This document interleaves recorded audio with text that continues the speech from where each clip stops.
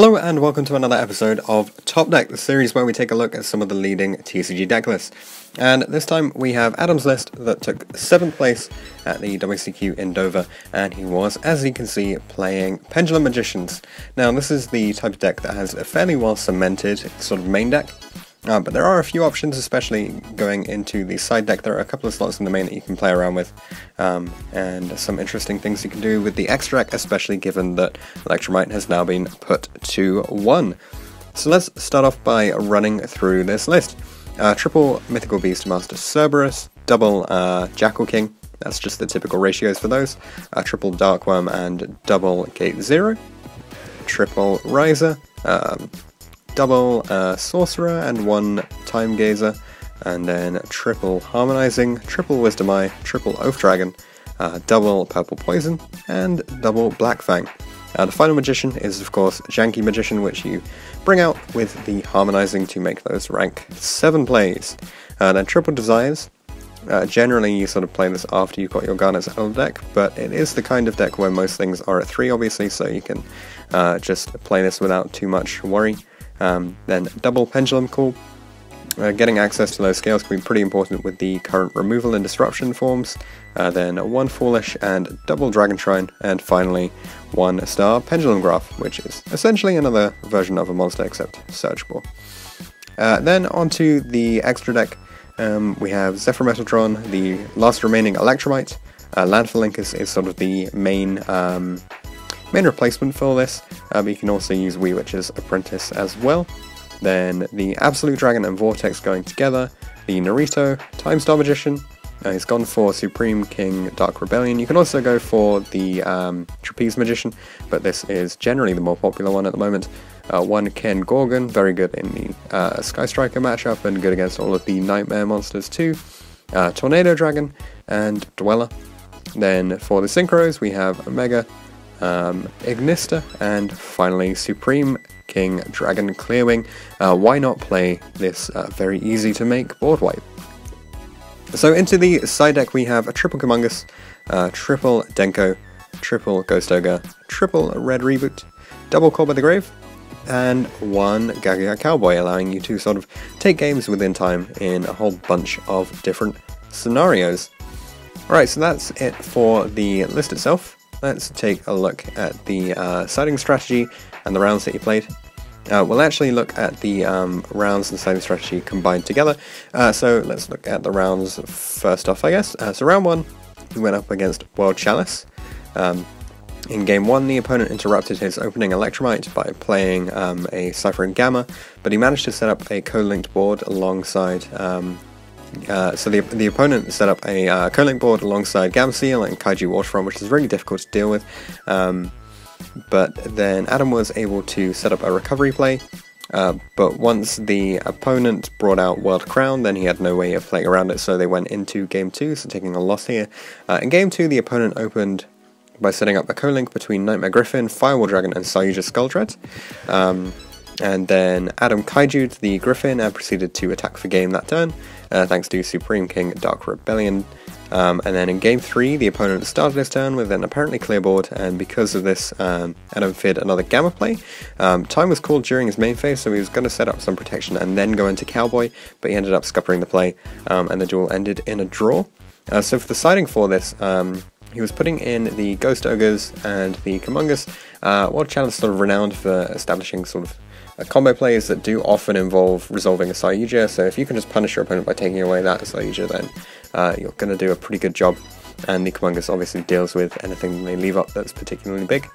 He took out the 1 Star Pendulum Graph, 1 Curtain Razor, 1 Dragon Shrine, 1 Darkworm, 1 Pendulum Call, and 1 Black Fang Magician. For the round 2 going up against Invoked, this was a 2-0 win here. So game 1, he managed to banish the opponent's Alistair with Omega, and destroyed the opposing Meltdown with the Tornado Dragon, so that pretty much seals the game there. In game 2, he managed to set up the opening Electromite play with a Jackal King, and attributed the opponent's Macabre for Kumungus in order to take a swift win here. So for the siding, he was putting in triple Kumungus and siding out 1 Pendulum Graph, 1 Curtain Razor, and 1 Black Fang. And then against Sky Strikers in round 3. So, game 1, the opponent bricked. Adam opened Star Pendulum Graph and summoned multiple magicians to attempt to OTK, and the opponent just scooped there. In game 2, pretty even contest. Adam didn't draw into any of his side deck cards, but he opened Tornado Dragon and Ken Gorgon, with the main aim of trying to prevent the opposing multi-roll from hitting the board or holding out, so that he could get into a Denko position. Ultimately, he ended up getting out-resourced and conceded game 2, and then moved on to game 3. Once again, he didn't open either of the counters. By the time he drew into Denko Seka, the opponent had managed to set up Eagle Booster for protection, but Adam did manage to push as hard as he could, but when the multi-roll resolved, it was pretty much game, so he lost this one, 1-2. For the siding strategy, he was in game 2, when after he'd won game 1, he was putting in triple Denko, taking out the Curtain Raisers, the Dragon Shrine, and Supreme King Darkworm. In game 3, when he was having lost game 2, he had a choice here. He was putting in the 3 Kumungus, taking out 1 Gate 0, 1 Star Pendulum Graph, and 1 Black Fang Magician. So, moving on to round 4, X1 at this point, against Invoked Mech Knight. Game 1, he managed to set up 3 waves of disruption with Jackal King, Vortex Dragon, and Tornado Dragon, allowing Adam to take the win from here, since the opponent couldn't get into Invocation. And in game 2, a very quick game, the opponent bricked, and not much to say about that. So 2-0. The siding was actually, he put in the 3 Kumungus again, taking out Curtain Raiser, Star Pendulum Graph, and Dragon Shrine. If you can deal with their Macabre, then you're in a very strong position. And then finally round 5 against Phantom Knight Rongo Spam. So, game 1, he managed to set up multiple negates in turn 1, including the Abyss Dweller, and the opponent couldn't really do much to respond to that. In game 2, the opponent wanted to set up a Rongo Miniad lock and had everything to do it, but unfortunately ended up scuppering the opening play and got OTK'd the next turn. Adam actually felt a bit bad because he really liked the idea of the PK Miniad list, but of course he did just end up beating it 2-0.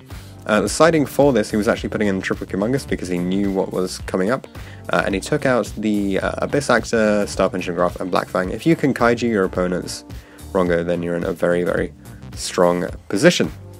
So that's it for the siding strategy and the rounds. We've got a couple more comments here from Adam. As for the event itself, he said, to tell the truth, the event was pretty small. There were only 31 players. Even with such a small count, there were some very good people there though, alongside him, including his own teammates from Team Sneak Attack and Team Swifty, who were also vying for their qualification spots. Then, as I said before, the Pendulum Magicians have a fairly well established main deck, at least, for the modern format. I was just wondering how if he felt it was necessary to keep on playing the 2 gate, given that this was kind of, it was pretty important in the old format where you could do the FTK, and then we saw people carrying on playing it even after. He says he thinks that playing 2 gate 0 is absolutely essential for a few reasons. First of all, Pendulum Magicians don't have many low scales outside of Purple Poison or Oath Dragon, and having a searchable one like 0 can be really important. Also, getting a +1 off of Darkworm and enabling Vortex plays makes it a very, very important piece for the deck, so well worth playing a second copy. As for playing the deck with only 1 Electromite in the extra, it can be a bit tough. He said it's really interesting because while it is more vulnerable to hand traps, you don't always have to lead with it. Usually the only benefit to running through was actually enabling Link Spam with Firewall, which most builds weren't using already, or grind games where you needed an extra enabler. But because Pendulum Magicians are capable of OTKing really easily, the need for a second or third Electromite almost never comes up. Thankfully, Lamphorhynchus also really helps to alleviate any of the pressure applied there. And Cherries, of course, is only going to be taking away 1 of your extra deck spots now. As for changes they'd make to the list after the event, he said that there are a few things he'd love to consider, such as swapping out the Ignister for a Borrelsword Dragon, so that he can OTK a little bit easier, or he might put in a card like Duelist Alliance simply because the space is so tight, and having a means of searching Star Pendulum Graph and Pendulum Call while having an extra card to side out would be really powerful. He would also consider Ash Blossom and Joy Spring, especially for the Invoked matchup, as this does come up for him a lot. As for the easiest and hardest matchups for this deck, he says the hardest is probably Altergeist, because even with a card like Red Reboot to shut down their floodgates, they've got so many tricky monsters like Stilcotus or Kunkery, which can deal with Denko Seka. He doesn't really think that there are many matchups which he could call easy, but the one he felt most comfortable with is probably Mech Knight Invoked, because the matchup requires you to carry on reading your opponent's resources and knowing how to play around their cards, like Alistair and Macabre, whilst also avoiding being OTK'd by a Purgatrio. As for shoutouts that he'd like to make, he'd like to give shoutouts to other members of Team Sneak who went to the event, Amarijot, Zach, and Massimiliano, who also topped. So congratulations, Adam, for taking 7th place at the Dover WCQ. Great to see Pendulum Magicians breaking through in the modern format, and hopefully we'll see you again in the future. Thanks for watching this episode of Top Deck. If you have any comments or suggestions that you would like to make, leave them in the comment section down below. Check out the description for details of how you can get involved in this series. You can enter by voice interview, or instead you could just send all of your information over Facebook Messenger. Anything like that will be absolutely fine. If you want to see anything in particular from the upcoming series, then be sure to get in touch, and I'll see you guys in the next video.